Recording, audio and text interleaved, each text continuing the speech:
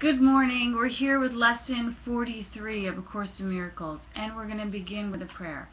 So we just bow our heads and tuck our chins and surrender this day, this hour, this moment to the Holy Spirit, who uses everything for our highest and greatest good. We allow the Holy Spirit to step in and to assist us in all of our needs today. And I know that as we do so, we will see miracles where we once saw lack and limitation, and that we will have our perception healed by the Holy Spirit.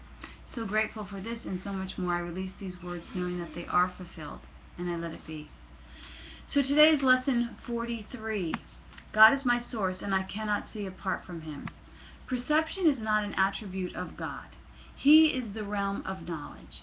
He is the realm of knowledge, yet He has created the Holy Spirit as the mediator between perception and knowledge. Without this link with God, perception would have replaced knowledge forever in your mind. And with this link with God, perception will become so changed and purified that it will lead to knowledge,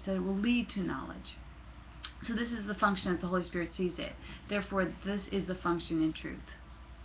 In God you cannot see. Perception has no function in God and does not exist. Yet in salvation, which is the undoing of what never was, perception has a mighty purpose. Made by the Son of God for an unholy purpose, it must become the means for the restoration of His holiness to His awareness. Perception has no meaning, yet does the Holy Spirit give it a meaning very close to God's. Healed perception becomes the means by which the Son of God forgives his brother and thus forgives himself. So this is basically, the keys to the kingdom. We're seeing how when we surrender our perception to the Holy Spirit can transform it. It goes on to say that you cannot see apart from God because you cannot be apart from God. Whatever you do in Him, because whatever you think with His mind. If vision is real, and it is real to the extent to which it shares the Holy Spirit's purpose, then you cannot see apart from God. It says that 3 5-minute practice periods are required today, as early and as late as possible in the day. The third may be taken at the most convenient and suitable time that circumstances and readiness permits.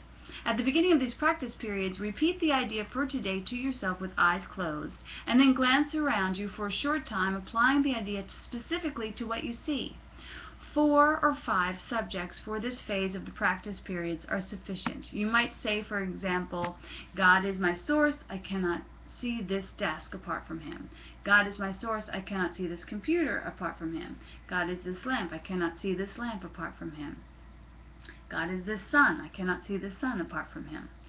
Although this part of the exercise period should be relatively short, be sure that you select the subjects for which for this phase of the practice indiscriminately, without self-direction, inclusion, or exclusion. For the second longer period, close your eyes and practice with eyes closed. Be sure that you select practice with your eyes closed.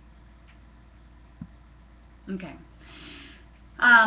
Let whatever relevant thoughts occur to you, add to the ideas in your own personal way. Thoughts such as, I see through the eyes of forgiveness, or I see the world as blessed, or the world can show me myself, or I see my own thoughts which are like God's.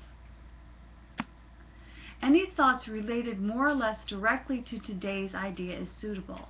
The thoughts need not bear any obvious relationship to the idea, but they should not be in opposition to it. So we're actually trying to corral our thoughts so that we can think the thoughts with God. If you find your mind wandering, which you may, if you find your mind wandering, if you begin to be aware of thoughts which are clearly out of accordance with today's idea, or if you seem to be unable to think of anything, open your eyes, repeat the first phase of the exercise period, and then attempt the second phase again. Do not allow any protracted period to occur in which you become preoccupied with irrelevant thoughts.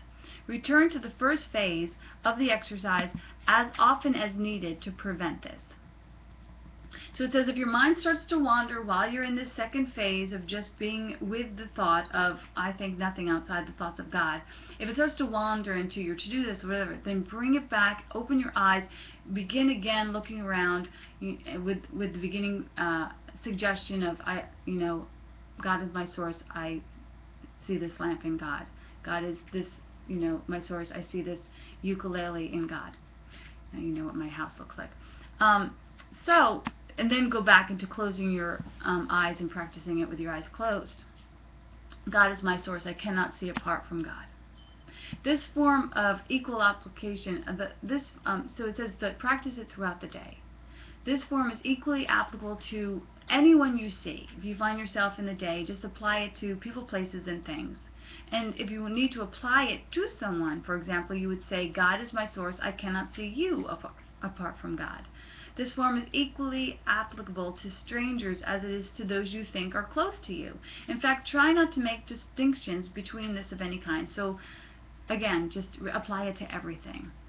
Today's idea should also be applied throughout the day to various situations and events that may occur, particularly those which seem to distress you in any way. For this purpose, apply the idea in this form. God is my source. I cannot see this situation apart from God.